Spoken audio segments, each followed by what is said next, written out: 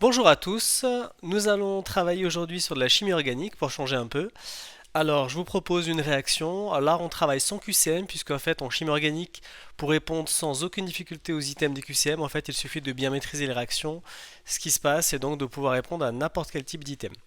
Alors, je vous présente ici donc une molécule, on voit un noyau de type benzène avec une fonction alcène, et on ajoute du HCl.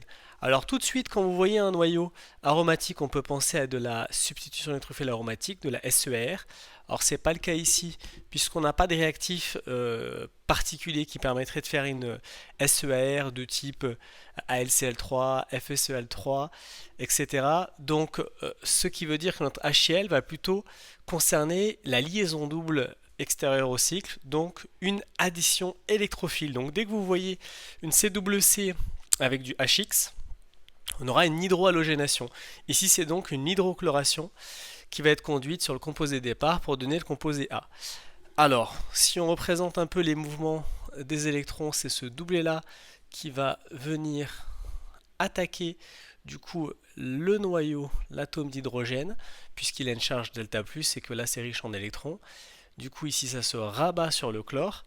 Il y a donc deux possibilités de formation concernant un carbocation intermédiaire.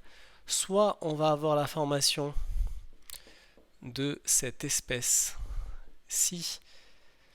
car le carbone, c'est ce carbone-là qui va s'accrocher à l'atome d'hydrogène, ou bien on va obtenir cette espèce-là, où ce carbone-là s'accroche ici, et donc on obtient plutôt un carbocation avec une charge plus à ce niveau-là.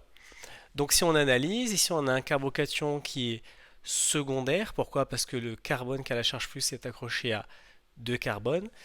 Ici, de la même manière, carbocation secondaire, mais là il y a quelque chose de spécial, c'est qu'ici on est stabilisé par la mésomérie qui vient du cycle. Vous voyez, là on peut avoir euh, une délocalisation du doublé de proche en proche, avec celui-là également qui pourra se délocaliser là, et puis celui-là ici, avec la charge plus qui finalement peut être là, ou bien là, ou bien là-bas. Vous voyez.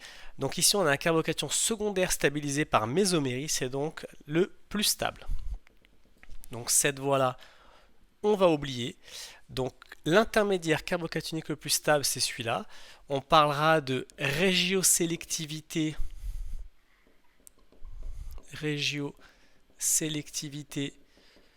selon Markovnikov. Voilà, lors d'une addition électrophile, on dit qu'il y a régiosélectivité selon Markov-Nikov, c'est-à-dire qu'on passe par l'intermédiaire carbocationique le plus stable. Une fois qu'on a ça, on sait qu'on a généré en même temps l'ion chlorure, Cl-.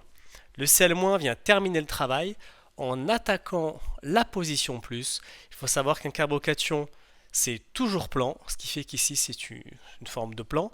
Et donc l'attaque peut avoir lieu par le dessus ou bien par le dessous.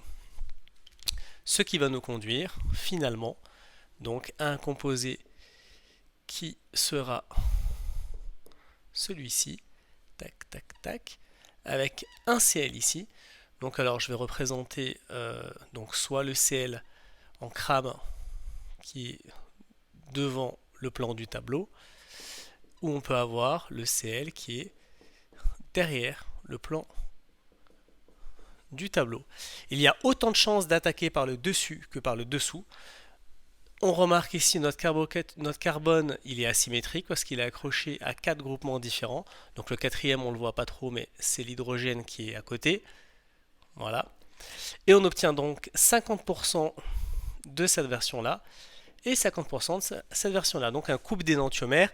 Alors si on fait la config rapidement ensemble, le groupe prioritaire, c'est le chlore 1, puis ça sera 2, puis 3 avec l'hydrogène qui est derrière, donc 1, 2, 3. D'après la règle CIP, on sera de configuration S, on n'inverse pas, et comme l'autre c'est l'énantiomère, on n'a pas besoin de le faire, c'est le R. Donc qu'est-ce qu'on peut dire en termes d'items? On peut dire que c'est une addition électrophile, qu'elle a lieu en deux étapes, qu'il y a la formation d'un carbocation intermédiaire, stable, stabilisé par mésomérie. On peut dire qu'il y a de la régiosélectivité selon Markovnikov. On peut dire que la réaction également n'est pas stéréosélective puisqu'elle conduit aussi bien à du S qu'à du R.